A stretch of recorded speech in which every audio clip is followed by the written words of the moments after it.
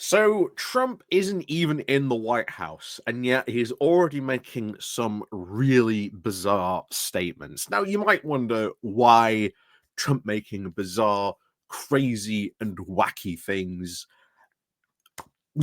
actually matters. Well, if you rewind your minds back and, we're all sort of, collectively look back in horror at some of the stuff Trump did when he was, previously elected, he said a lot of crazy things. Now, some of it didn't come to pass.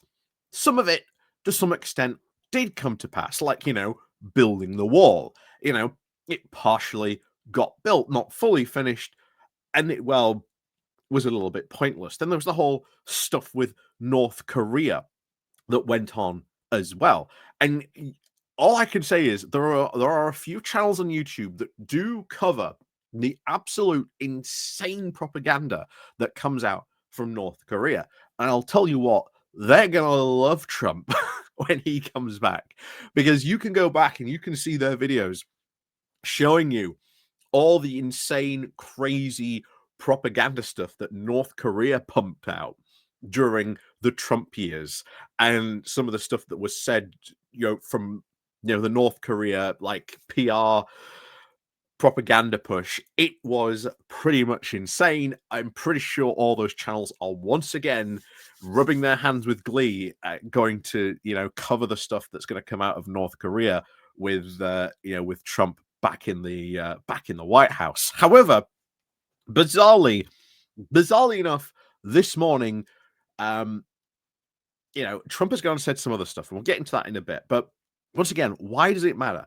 Well, remember, Trump is the president of the United States, one of the most powerful countries economically and militarily in the world.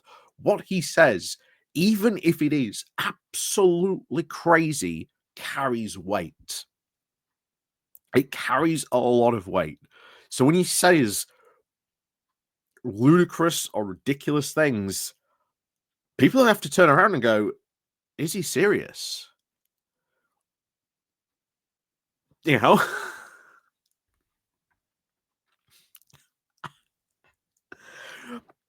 we're going to get on to this because, this is a bizarre threat indeed. Not only has he now threatened to take back the Panama Canal, but he's also said that he wants to turn Canada into the 51st state.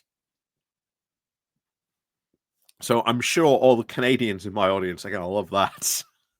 So before we do get on into this, please do remember to click on the like, share, and subscribe button. And of course, down below, there are links to my Patreon page, the buy me coffee link where you can buy me coffee, the YouTube thank you button, and of course, as always, there's the Pony Club down below as well. And of course, 'tis the festive season, so Merry Christmas to you all. Like I say, for the next sort of couple of days or so, the content will sort of slow down, obviously, because it is, festive time, etc. So, like I say, I hope you sort of all understand that. But anyway, thank you very much for everyone for watching. And of course, as always, we'll crack on into this. So this comes from the Daily Beast. The title of Trump now bizarrely threatens to take back the Panama Canal. Yes, he has threatened to take back the Panama Canal. That would be a incredibly ridiculous foreign policy move on that front. Incredibly ridiculous. So, President-elect Donald Trump on Saturday warned he may take back control of the Panama Canal if Panama does not stop charging the United States exorbitant fees. Panama's allowed to do that because that is their canal. It is in their, it is theirs. And that canal is now theirs. US might have built it, but it's now Panama's. Just like the Suez Canal is now Egypt's. Can we and France go back to Trump and now and say, oh, actually, we're going to retake the Suez Canal? I don't. Just insane stuff that he says on this, but he continues. He said the fees being charged by Panama are ridiculous. especially knowing the extraordinary generosity that it has been bestowed to Panama by the US. Oh, yeah, sure. We're just going to take over your country, build a canal, and then pretty much maintain almost complete control of your country for a number of years. Yeah, what wonderful, extraordinary generosity bestowed to Panama by the US. What a wonderful generosity. Anyway, Trump wrote this on Truth Social, and of course, later on Saturday night, he said, "This complete ripoff of our country will immediately stop." Panama currently charges boats and vessels tariffs to pass through the waterway, though those fees obviously vary from low as 50 cents to as high as $3,000. The US, of course, built the canal after signing a treaty with the newly independent state of Panama back in 1903, although the US initially administered the canal, and former President Jimmy Carter, of course, signed two treaties back in 1977, that, of course, promised to transfer control to Panama within the next 22 years. Trump, of course, on a Saturday, completely ripped into Carter, now for ceding the canal, and seemed to obviously warn that it would now fall into Chinese hands. This is even insane, though, because this has big foreign policy implications.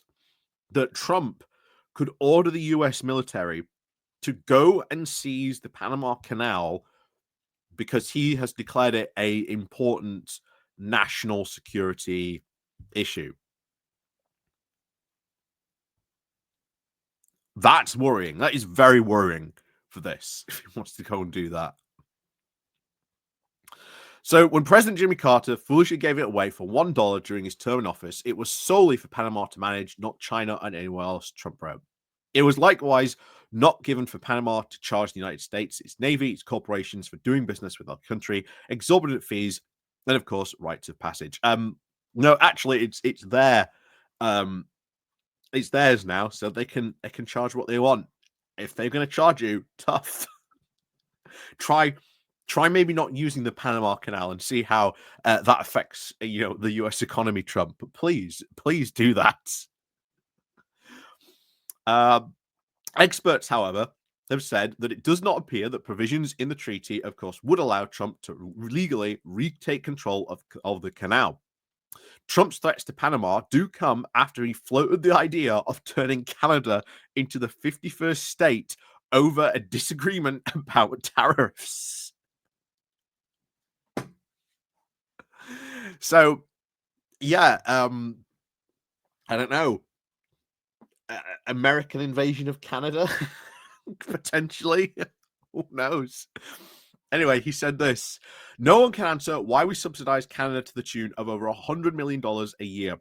It makes no sense." The president-elect wrote on Truth Social. "Many Canadians want Canada to become the 51st state. I'm sure they do. And this would save massively on taxes and military protection. I think it is a great idea. 51st state."